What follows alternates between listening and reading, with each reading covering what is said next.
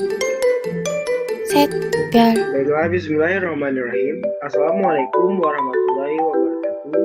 Ketemu lagi dengan saya, Andra Kiariosta. Pada kesempatan kali ini, saya akan memperkenalkan diri saya terlebih dahulu.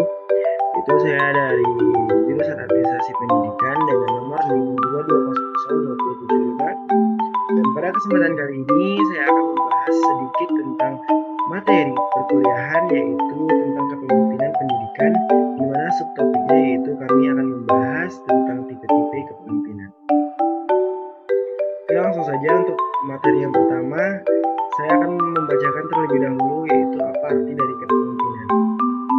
Sebelumnya saya ingin bertanya kepada teman-teman semuanya, apakah ada yang dari kalian yang masih ragu atau masih kurang paham tentang bagaimana prinsip-prinsip yang ada dalam kepemimpinan pendidikan tersebut? Baiklah, mari kita kupas satu persatu. Kepemimpinan adalah suatu jenis hubungan kekuasaan yang ditandai oleh persepsi anggota kelompok bahwa anggota kelompok lainnya mempunyai hak untuk merumuskan pola perilaku dari anggota yang pertama dalam hubungannya dan kegiatannya sebagai anggota kelompok. Dan topik selanjutnya yaitu prinsip.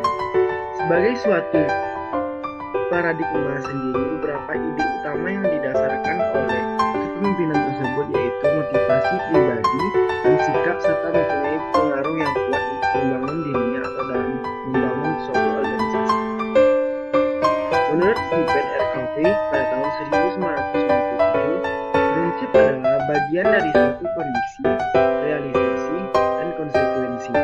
Mungkin prinsip menciptakan kepercayaan dan berjalannya sebagai suatu konsentrasi atau petunjuk yang tidak dapat diubah dan tidak dapat diganggu iklan. Prinsip merupakan suatu pusat atau sumber utama sistem pendukung kehidupan yang ditampilkan dengan 4 dimensi seperti 1. Keselamatan, 2. Bimbingan, 3. Sikap yang bijaksana, dan yang keempat adalah kemenangan. Baiklah, sebelumnya saya ingin bertanya kepada teman-teman, apakah masih ada yang meragukan atau masih ada yang ingin bertanya-tanya tentang prinsip-prinsip dalam kepemimpinan pendidikan? Jika tidak, maka kita akan langsung saja masuk pada topik selanjutnya, yaitu kita akan membahas karakteristik seorang pemimpin. Nah, karakteristik seorang pemimpin menurut Stephen R. Covey ada beberapa sebagai berikut. Yang pertama, seseorang yang belajar seumur hidup. Itu memiliki arti tidak hanya melalui pendidikan formal saja, tetapi dia juga belajar di luar sekolah. Contohnya apa? Yaitu belajar melalui membaca, menulis observasi, dan mendengar, serta mempunyai pengalaman yang baik maupun yang buruk sebagai sumber belajar. Yang kedua adalah berorientasi pada pelayanan seorang pemimpin. Tidak hanya dilayani tetapi juga melayani.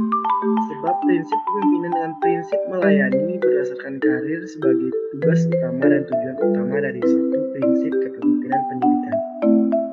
Dalam memberikan layanan, pemimpin seharusnya lebih berprinsip pada pelayanan yang lebih baik dan aktual.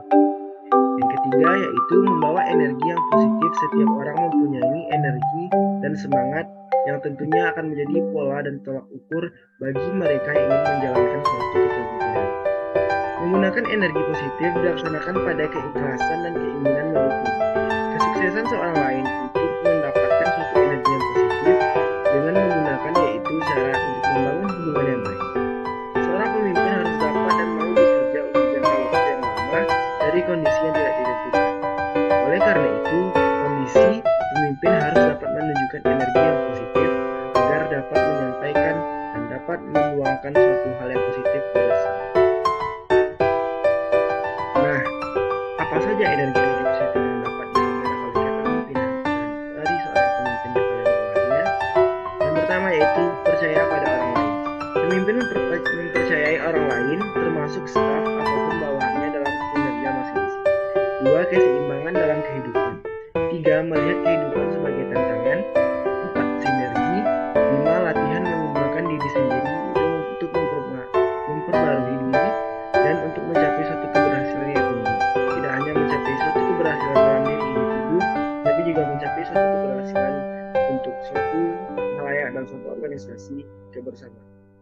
Baiklah, Itulah topik yang dapat saya sampaikan pada hari ini. Terima kasih atas partisipasinya. Terima kasih atas semua audiens yang telah mendengarkan saya. Akhir kata saya ucapkan Assalamualaikum warahmatullahi wabarakatuh.